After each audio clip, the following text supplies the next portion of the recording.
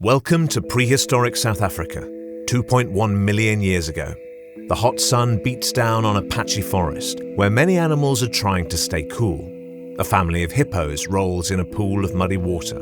A dung beetle, one of nature's tiny engineers, builds a hideaway underground.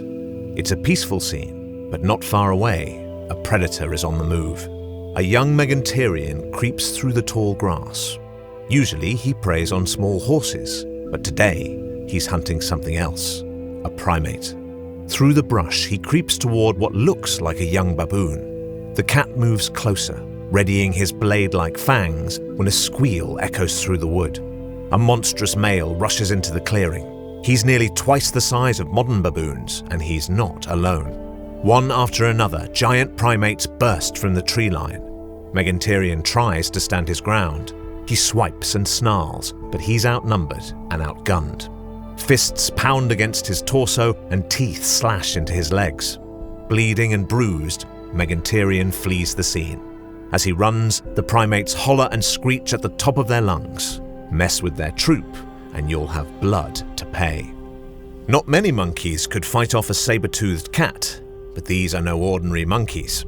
Their name is Dinopithecus, a giant and terrifying relative of modern baboons. And after protecting their young female, the troop is on high alert. They're carving through the forest like guerrilla soldiers. Huge males sweep the flanks, their giant teeth dripping with saliva. Scouts climb trees and boulders, ready to sound the alarm at any moment. And at the front is the troop leader. Let's call him Greg. At 60 kilograms, Greg is the largest male in the troop and the highest ranking too. This means he gets first pick of food, shade, and mating partners. But getting to the top was not easy. Greg had to fight his way up the ranks, and he carries the evidence with him. A giant scar runs across his muzzle.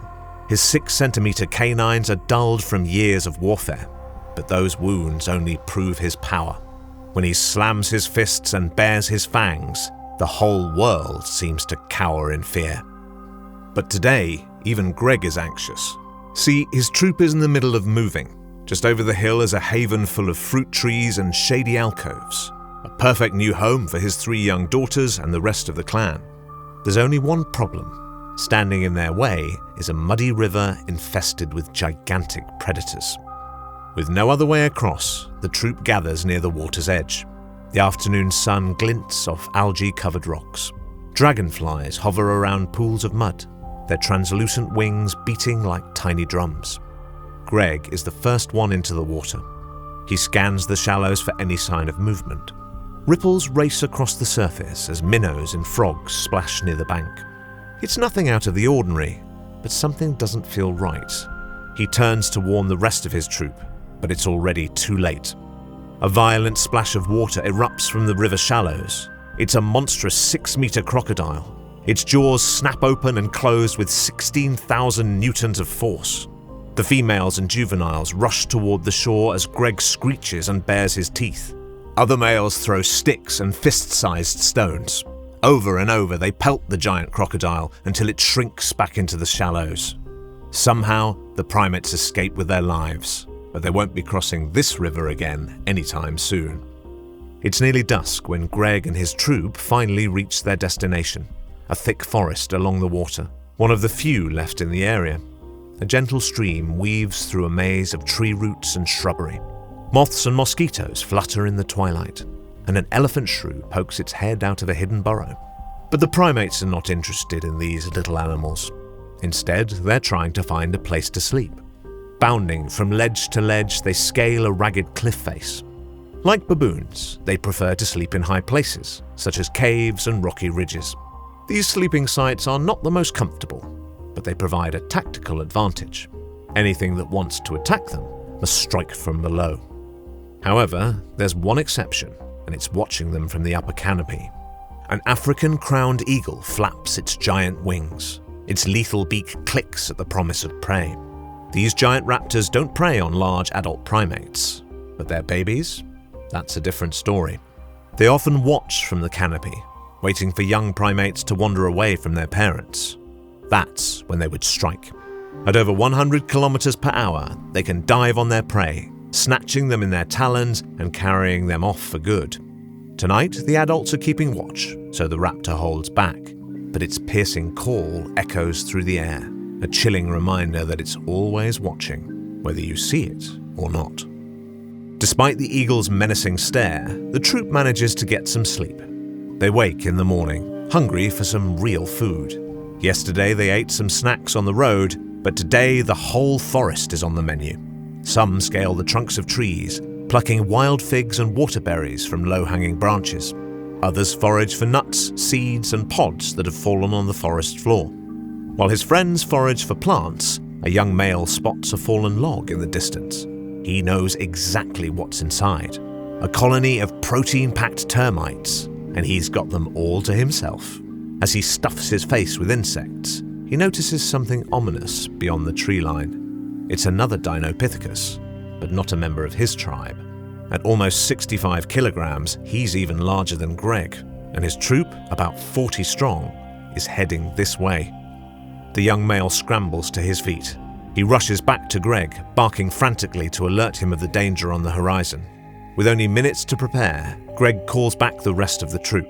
They'd just settled in this forest, and he has no intention of giving it up, even if that means fighting his own kind. The two troops converge on the fringes of the forest.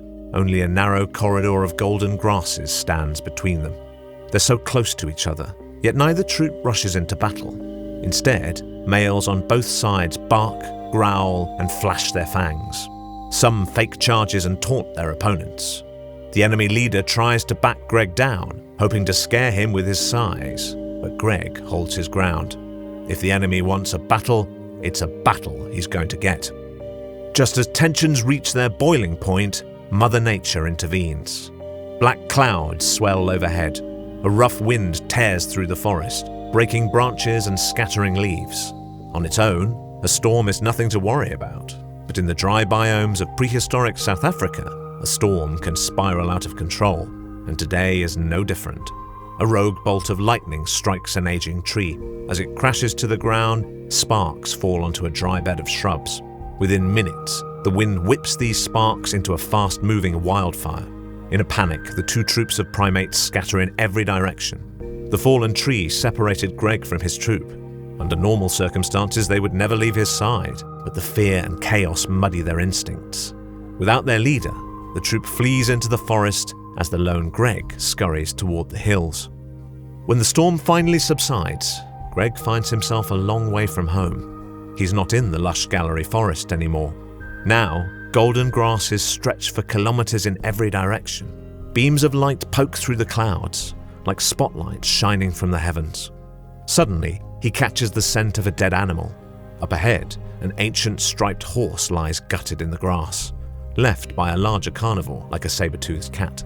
But that's not all he sees. Huddled around the carcass are three small figures. Their hands are busy with stone flakes, cutting meat from the bone. Dinopithecus doesn't recognize these strange primates, but we know them very well. They're your ancestors, early members of the human tribe. Against Greg, they don't put up much of a fight. One guttural bark and the hominins start running away. But the gravity of this encounter hangs in the air, a rare moment when Dinopithecus and our ancient relatives fatefully crossed paths. Greg slowly approaches the dead horse and scans carefully for more predators. He's dealt with killers before, including a leopard that took the life of his brothers many years ago. This time, fortunately, no one's here but Greg. With a belly full of meat, he makes his final quest home. He searches for a sign, a landmark, anything that might guide him back to the forest. That's when he sees it circling overhead. An African crowned eagle, the very same predator he saw peering at him in the fading light of dusk. With the bird as his beacon, Greg finds his way back to the gallery forest, to the cliffside cave, and to his family. Greg and his troop will go on to dominate this forest for generations. However, in the grand scheme of evolution, their dynasty was coming to an end. Soon, these rare giants would vanish from our planet completely. But the image of these savage monkeys battling across ancient Africa, that will always remain the stuff of nightmares.